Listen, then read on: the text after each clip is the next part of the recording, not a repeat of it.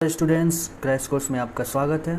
आज हम लोग chapter 30 class 12 chemistry in everyday life के नीट में पूछे गए प्रीवियस 33 इयर्स के क्वेश्चंस को सॉल्व करेंगे। जब तक मैं क्वेश्चन रीड करूं तब तक आप अपना आंसर नोट डाउन ज़रूर कर लें और मेरे आंसर बताने के बाद उसे मैच ज़रूर करें। तो चलिए स्टार्ट करते हैं क्वेश्चन नंबर 1 से, जो कि आया हुआ है नीट 2017 में। तो question number 1 is mixture of chloroxylenol and terpineol act as first option antiseptic, second antipyretic, third antibiotic and fourth analgesic। तो क्लोरोऑक्सीलिनॉल एंड टर्पिनियल क्या होता है, मतलब ये जैसा कि हम जानते हैं इसे हम डेटॉल बनाने में यूज करते हैं, ठीक है। तो ये होते क्या है, ये होते हैं एंटीसेप्टिक, ठीक है। क्या होते हैं, एंटीसेप्टिक, और इसीलिए तो इन्हें हम डेटॉल बनाने में यूज करते हैं। डेटॉल इन्हीं का तो मिक्सचर होता है, ठीक है। तो फर्स्ट ऑप्शन इज करेक्ट। चलिए नेक्स्ट क्वेश्चन पे चलते हैं, क्वेश्चन नंबर 2 पे। क्वेश्चन नंबर 2 है which of the following is an analgesic. इसमें से कौन सा एनाल्जेसिक है। फर्स्ट है streptomycin, second chloromycetin, third novalgin and fourth penicillin. तो इसमें से कौन सा एनाल्जेसिक है। तो हम जानते हैं ये नोएल्जीन क्या है, एनाल्जेसिक है। बाकी ये तीनों स्ट्रिप्टोमाइसिन, क्लोरोमाइसिटीन एंड पेनिसिलिन, ये तीनों क्या हैं, एंटीबायोटिक हैं, ठीक है, एंटीबायोटिक है। और नोएल्जीन क्या है, एनाल्जेसिक है। तो चलते हैं नेक्स्ट क्वेश्चन, क्वेश्चन नंबर 3 पे। Question number 3 is bithionol is generally added to the soaps as an additive to function as an. Bithionol को सॉप में हम लोग क्यों यूज करते हैं, ये क्या फंक्शन करता है। तो फर्स्ट ऑप्शन है buffering agent, second antiseptic, third softener and fourth dryer. हम जानते हैं बाइथियोनॉल क्या है, एंटीसेप्टिक प्रॉपर्टीज पाया जाता है इसमें, और इसलिए इसे सॉप में यूज करते हैं। तो right answer will be B. Next question पे आते हैं, क्वेश्चन नंबर 4 पे। Artificial sweetener which is stable under cold condition only is. वैसा आर्टिफिशियल स्वीटनर जो सिर्फ कोल्ड कंडीशन में ही स्टेबल हो। फर्स्ट ऑप्शन है saccharin, second sucralose, third aspartame and fourth है एलिटेम। इसका सही आंसर होगा एस्पार्टेम। एस्पार्टेम क्या होता है, कोल्ड कंडीशन पे ही स्टेबल होता है। जैसे ही टेम्परेचर हम इंक्रीज करते हैं हाई टेम्परेचर पे ये अनस्टेबल हो जाता है, ठीक है। तो इसलिए आंसर क्या होगा, सी। नेक्स्ट क्वेश्चन पे आते हैं, क्वेश्चन नंबर 5 पे, जो कि नीट 2013 में पूछा गया है। Question number 5 is antiseptics and disinfectants either kill और prevent growth of microorganism. Identify which of the following statement is not true. हमें इन चारों स्टेटमेंट में से कौन सा स्टेटमेंट सही नहीं है, मतलब कौन सा स्टेटमेंट गलत है, उसे चूज करना है। फर्स्ट स्टेटमेंट है dilute solution of boric acid and hydrogen peroxide are strong antiseptics. क्या ये सही है, नहीं, गलत है। क्यों, डाइल्यूट सॉल्यूशन जो होता है boric acid and hydrogen peroxide का, वो वीक एंटीसेप्टिक होता है, ना कि स्ट्रॉन्ग। क्या होना चाहिए था, वीक। तो फर्स्ट ऑप्शन ही गलत है। सेकेंड देख लेते हैं, disinfectants harms the living tissues. ये करेक्ट है। इसलिए तो डिसइंफेक्टेंट्स को हम लोग किसके लिए यूज़ करते हैं, इनएनिमेट ऑब्जेक्ट्स के लिए, इंस्ट्रूमेंट्स के को क्लीन करने के लिए हम यूज करते हैं, बैक्टीरिया रिमूव करने के लिए। थर्ड ऑप्शन है a 0.2% solution of phenol is antiseptic while 1% solution act as disinfectant. ये भी करेक्ट है। एनसीईआरटी का हूबहू लाइन है। क्या लाइन है, 0.2% फिनॉल का सॉल्यूशन एंटीसेप्टिक के रूप में काम आता है, जबकि उसी फिनॉल का 1% कंसंट्रेशन वाला सॉल्यूशन क्या करता है, डिसइंफेक्टेंट के रूप में काम आता है। चलिए ऑप्शन नंबर डी देख लेते हैं। Option number D is chlorine and iodine are used as strong disinfectants. ये भी करेक्ट है। तो राइट क्या होगा, राइट होगा ए, मतलब ए वाला ऑप्शन क्या था, रॉन्ग था, तो हमें रॉन्ग फाइंड करना था। चलिए नेक्स्ट क्वेश्चन चलते हैं, क्वेश्चन नंबर 6 पे। Question number 6 is Dettol is mixture of. Dettol is the mixture of. Dettol किसका किसका मिक्सचर है, चलिए देखते हैं। क्लोरोऑक्सीलिनॉल एंड बाइथियोनॉल, नहीं। सेकेंड है क्लोरोऑक्सीलिनॉल एंड टर्पिनियल, ये करेक्ट है। डेटॉल किसका मिक्सचर होता है, क्लोरोऑक्सीलिनॉल एंड टर्पिनियल। जबकि third option phenol and iodine, ये भी रॉन्ग है। फोर्थ टर्पिनियोल एंड बाइथियोनल, ये भी रॉन्ग है। Correct answer will be B, 6 का बी, जो कि आया हुआ है AIPMT मेंस 2012 में। और question number 7 is chloramphenicol is an anti fertility drug, antihistamine, antiseptic and disinfectants, and fourth one is antibiotic broad spectrum. तो इसका सही आंसर होगा एंटीबायोटिक ब्रॉड स्पेक्ट्रम। क्लोरमफेनिकॉल क्या होता है? एंटीबायोटिक ब्रॉड स्पेक्ट्रम है। क्यों? क्योंकि ये इफ़ेक्टिव होता है ग्राम पॉजिटिव बैक्टीरिया के लिए भी और ग्राम निगेटिव, एक वाइड रेंज ऑफ बैक्टीरिया के लिए इफेक्टिव होता है, इसलिए इसे बोला जाता है ब्रॉड स्पेक्ट्रम। तो करेक्ट आंसर क्या होगा? डी।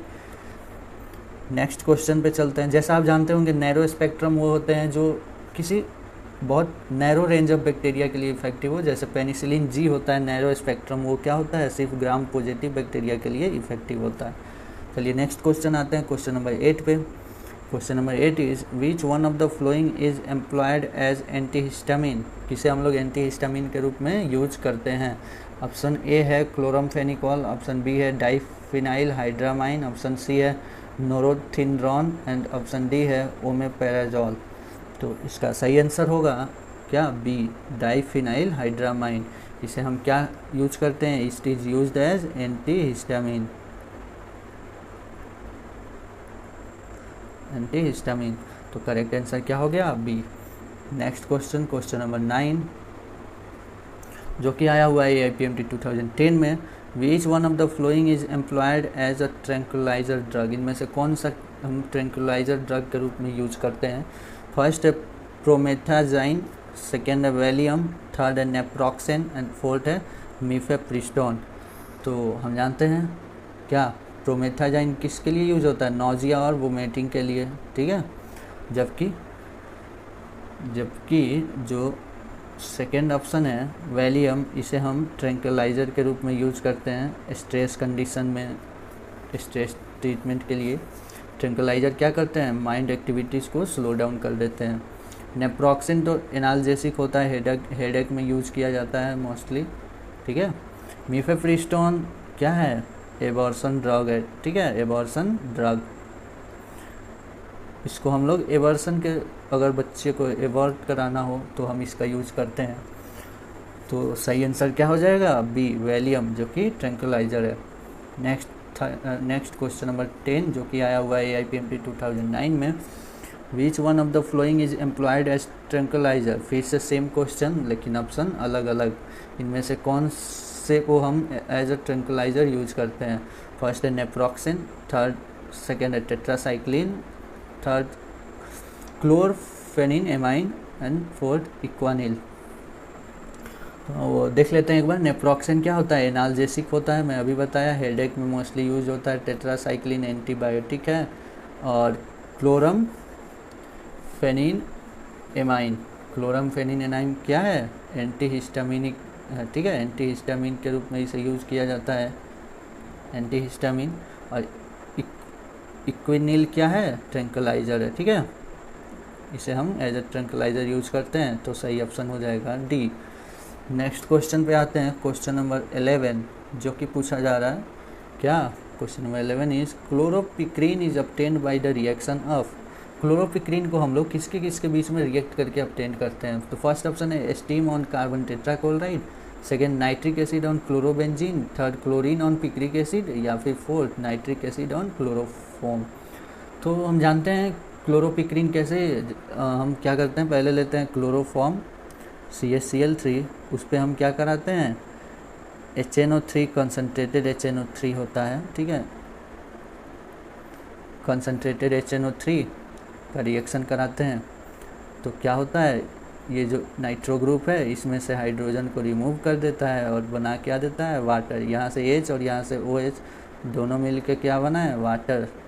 और बाकी जो बच्चा वो क्या बन जाता है? देखो तो यहाँ CCl3 यहाँ पे -NO2 प्लस, तो बन गया ये CNO2Cl3। तो ये होता है क्या? क्लोरोपिक्रीन। तो chloropicrin is obtained from nitric acid on chloroform. सही ऑप्शन क्या है? D. When we react chloroform with concentrated nitric acid we get chloropicrin. चलिए नेक्स्ट क्वेश्चन पे आते हैं, question number 12। Question number 12 is which of the following forms cationic micelles above certain concentration. इनमें से कौन सा कैटाइनिक मिसेल्स फॉर्म करता है above certain concentration? First option है सोडियम डोडिसाइल सल्फेट, सेकेंड है sodium acetate, third urea and fourth cetyl trimethyl ammonium bromide. ठीक है, तो इसका सही आंसर होगा बी। सोडियम एसीटेट क्या करता है? कैटाइनिक मिसेल फॉर्म करता है।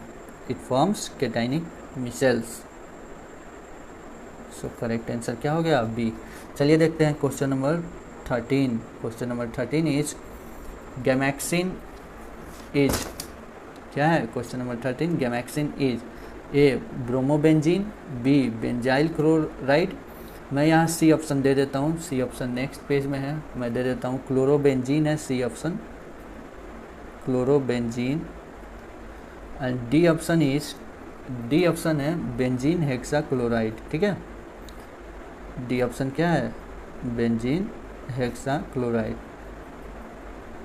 Benzene hexa chloride. ठीक है, तो आप सही आंसर बताएं। गैमेक्सिन क्या होता है? गैमेक्सेन होता है benzene hexa chloride. In actual it is isomer form of benzene hexa chloride. ठीक है, BHC। गैमेक्सिन क्या होता है? आइसोमेरिक फॉर्म होता है, isomeric form of benzene hexa chloride. ठीक है, तो सही आंसर क्या हो जाएगा? डी।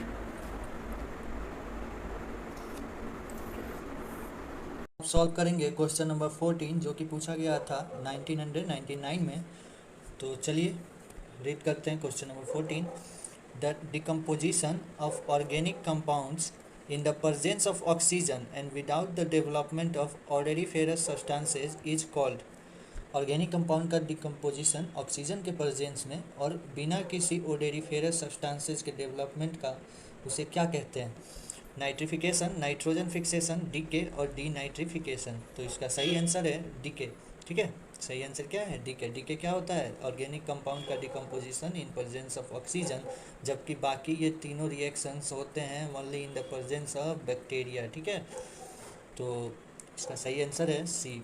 चलिए नेक्स्ट क्वेश्चन, क्वेश्चन नंबर 15 पे आते हैं। Question number 15 is aspirin is an acetylation product of. Aspirin किसके एसिटाइलेशन से बनता है?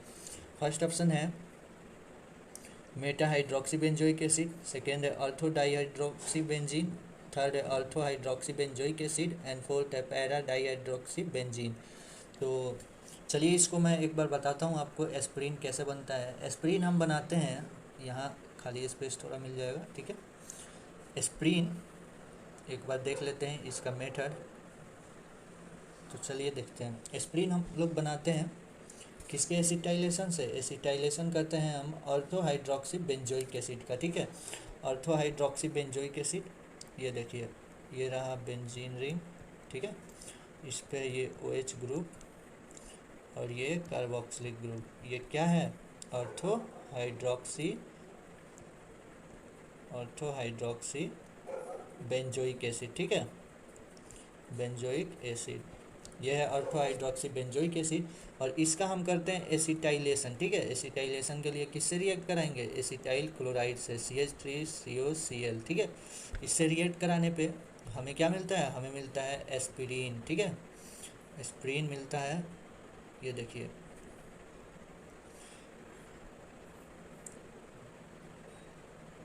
ये रहा बेंजीन रिंग, इस पे आ जाएगा यहाँ OCOCH3 और यहाँ पे हो जाएगा COOH। तो ये हो गया क्या? एस्पिरिन। तो एस्पिरिन किससे बनता है? Acetylation of ortho hydroxy benzoic acid. ठीक है, तो इसका सही आंसर क्या हो जाएगा? सी, ऑर्थो हाइड्रोक्सी बेंजोइक एसिड। ठीक, चलिए चलते हैं क्वेश्चन नंबर 16 पे। Question number 16 is which of the following can possibly be used as analgesic without causing addiction and mood modification। इनमें से किसे हम लोग एनाल्जेसिक के रूप में यूज कर सकते हैं जो कोई भी एडिक्शन कॉज ना करे, ना ही कोई मूड मॉडिफिकेशन कॉज करे। तो चलिए ऑप्शन देख लेते हैं। ऑप्शन है, फर्स्ट ऑप्शन इज डाइजेपाम, ठीक है। Second tetrahydrocannabinol, and C option है morphine, and fourth one is N acetyl para aminophenol. तो इसका सही आंसर होगा answer number option number D, N acetyl para aminophenol. क्या जानते हैं ये क्या है? इसे ही तो हम लोग पैरासीटामोल कहते हैं, ठीक है, पैरासीटामोल, ठीक है। और इसे हम लोग यूज़ करते हैं, ये एंटीपायरेटिक है, ठीक है, जिसे हम एनाल्जेसिक के रूप में भी यूज़ कर सकते हैं। हम जानते हैं ऑल एंटीपायरेटिक्स आर एनाल्जेसिक, ठीक है। तो ये एंटीपायरेटिक है जिसे हम एनाल्जेसिक के रूप में यूज़ कर सकते हैं।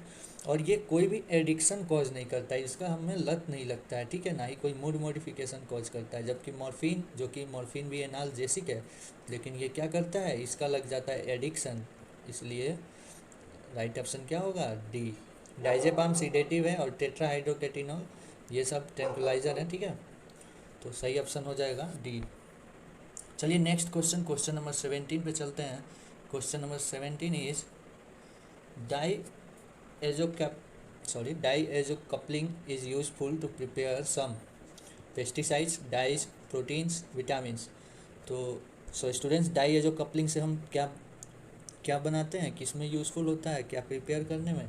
तो इसका सही आंसर होगा डाइज। डाइज हम जो बनाते हैं वो डाइएजो कपलिंग से बनाते हैं। डाइएजो कपलिंग होता क्या है, इसमें एक होता है डाइजोनियम साल्स, और वो एक कपलिंग फैक्टर से रिएक्ट करता है, जिसमें फिनॉल हो सकता है, जिसमें कोई ग्रुप हो, तो उससे रिएक्ट करके बनता है और उसे डाइएजो कपलिंग कहते हैं। एग्जाम्पल भी हम लोग ले सकते हैं। एग्जाम्पल अगर मिथाइल रेड का ले लें तो डाइएजो कपलिंग का ही वो एग्जाम्पल है, ठीक है। तो चलिए नेक्स्ट क्वेश्चन, क्वेश्चन नंबर 18 पे आते हैं। Question number 18, which one of the, जो कि 1994 में आया हुआ है, विच one of the following statement is not true. इनमें से कौन सा स्टेटमेंट सही नहीं है? फर्स्ट ऑप्शन है ampicillin is a natural antibiotic. Ampicillin natural antibiotic है? नहीं, रॉन्ग है। एम्पिसिलिन किससे बनता है? Modification of penicillin. हम लोग पेनिसिलिन का मॉडिफिकेशन करके एम्पिसिलिन बनाते हैं। तो एम्पिसिलिन क्या हो गया? सेमी सिंथेटिक पेनिसिलिन है, ठीक है। तो ये क्या है? सेमी सिंथेटिक है, ना कि नेचुरल है, ठीक है। अब बी ऑप्शन पे आते हैं। बी ऑप्शन है aspirin is both analgesic and antipyretic. ये करेक्ट है, एस्पिरिन एंटीपायरेटिक और जो सारे एंटीपायरेटिक एनाल्जेसिक भी होते हैं। Sulphadiazine is synthetic antibacterial drug. ये भी करेक्ट है, ठीक है, सिंथेटिक होता है। Option D, some disinfectants can be used as antiseptics. ये भी करेक्ट है। हम जानते हैं फिनॉल, ठीक है, फिनॉल का 0.2% सॉल्यूशन को हम लोग एंटीसेप्टिक के रूप में यूज़ कर सकते हैं, जबकि 1% सॉल्यूशन को हम क्या यूज़ करते हैं? एज अ डिसइंफेक्टेंट्स, ठीक है। तो क्या हो गया? ये भी करेक्ट। तो रॉन्ग ऑप्शन कौन सा है? Option number A. So thank you students, यहाँ तक आप लेक्चर को देखें, इसके लिए बहुत बहुत थैंक्स। अगर ये पसंद आया हो तो लाइक एंड सब्सक्राइब करें और अपने दोस्तों को भी शेयर करें। So thank you.